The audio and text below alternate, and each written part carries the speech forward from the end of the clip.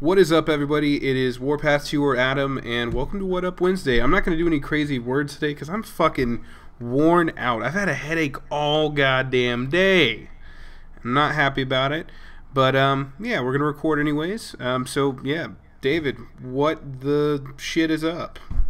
Dude, the language. What is going on with the language this episode? This is how I fucking do it, David. This is how I fucking do it, okay? I'm going to put bleeps over We go hardcore on Adam's channel. Yeah, this is how I do it. I don't give a I'm gonna bleep all that. That's not happening. I can't do that. That's too much. Oh, epic. I love bleeps. Alright, so how you doing, man? I am fantastic. I just had a cannoli cupcake. It was delicious, and I'm energized and ready to go. Wow, nice. A cannoli cupcake. Yeah, I'd never heard of them either, but Sounds some chick delicious. made my roommate some for his birthday, and there's a lot in the fridge, and I'm the only one eating them. All right, well, shit. I mean, enjoy that. That sounds amazing.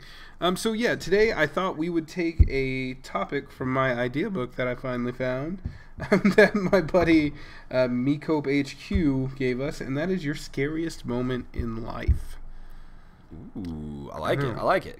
It's really cool, and sometimes, and don't just think about fear, but like the one moment where you thought that just this is the worst thing that's ever happened to you, or the scariest moment, the moment you were most terrified about anything.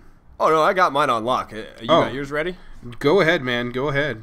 All right, so I'm pretty sure I've talked about this before on my channel, but this was when I was in Florida, so it's been like 3-4 years now, and I was over at the Foreign's apartment. We were kicking it, having a good night. They were having a little party over there, and everything was wonderful. Fantastic night, one of the best nights down there. And it was probably like 3 or 4 in the morning. I decided to go home. I was a couple blocks away, so I take off, go back to my apartment, and like I just hit the bed, pass out. Like I'm done. It's 4 a.m. asleep. 30 minutes later, I hear these 2 bangs. And both my room and my roommate's room, the doors were kicked in at the same time, guns put on both our heads, and basically just had to sit there for 15 minutes while we watched all of our shit be loaded out of the apartment. Oh, wow. Yeah, it was fantastic, and neither of us had renter's insurance. So to all you kids out there listening, get renter's insurance. It's real cheap, and you get all your stuff back. That's so crazy to me that somebody robbed you at gunpoint. Yeah. It was ridiculous. And to top it off, like after we got robbed, none of our neighbors would answer the door because they got both of our phones, obviously. So we couldn't call the police. We couldn't call anybody. So we ended up hopping in my car because they didn't take my keys. And we rolled down the street to the gas station. And there was this guy. He was a little mentally challenged. And he would not let us use the phone because it was for emergency purposes only. Like, I don't know what more of an emergency he was waiting for. Like, was he waiting for an alien invasion? Yeah, you guys could totally call somebody now. I have no idea. But we ended up going like another mile to another friend's apartment who just happened to be awake still, used his phone. Cops came like 2-3 hours later, and it was a big hassle. It was a clusterfuck of a night, and yeah, having a gun to your head, pretty scary stuff. I feel like I should have gone first because my story does not follow that up at all. It's terrible. It's okay, just embellish. All right, so when I was about 11 years old, this is going to be the first time I publicly admit this on YouTube. I was a Boy Scout for a long time, and I hated it, but I had to do it because it was part of like a church thing, and my dad was like, "Oh, it'll build character, son. You got to do it." He doesn't sound like that, but whatever. You get the picture. Yeah, because we're not from the 50s. That's exactly what it is. But no, I left scout camp because I was like, fuck this. I'm not feeling it. Threw up middle fingers. Got a ride home, whatever. Did my thing. I went over to my buddy's house. This is a really good buddy of mine. And I was hanging out in his room. He's like, oh, I need to go let the dog in since we're going to be hanging out, whatever. Apparently, I went to his old room, and his dog was a bull mastiff. And so the bull mastiff sees me. I see it. Don't know why I did this, but I ran to the other room across the hall instead of just shutting the door, probably because I was a stupid 11-year-old kid.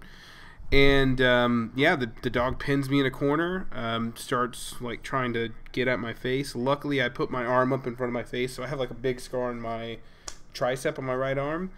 And yeah, he's just started attacking me. So my buddy tackles him. I start running for the door because I'm like, fuck this shit. I'm out of here. I just got attacked by a giant-ass dog. By the way, the bull mastiff was literally my height and probably weighed more than me at the time. and so it could have literally bit my face off. I don't know why I got my arm, but just lucky, I guess.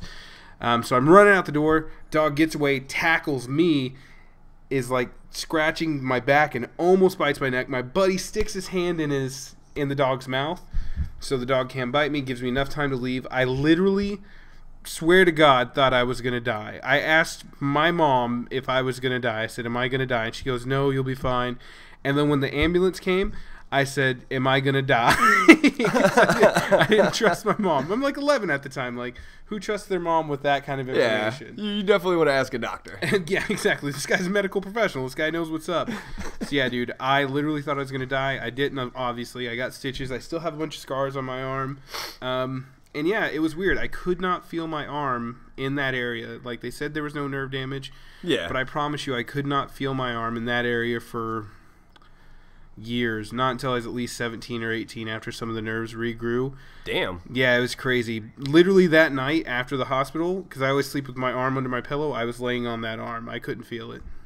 That's pretty crazy. It's lucky. It's real lucky. Moral of the story is, don't let your dog attack people, because they ended up getting deported back to Canada. Unrelated story, but that's what happened. Epic. Just a little bit of karma. All right, so this is it, guys. We need to wrap this up. Hit us with an outro, David.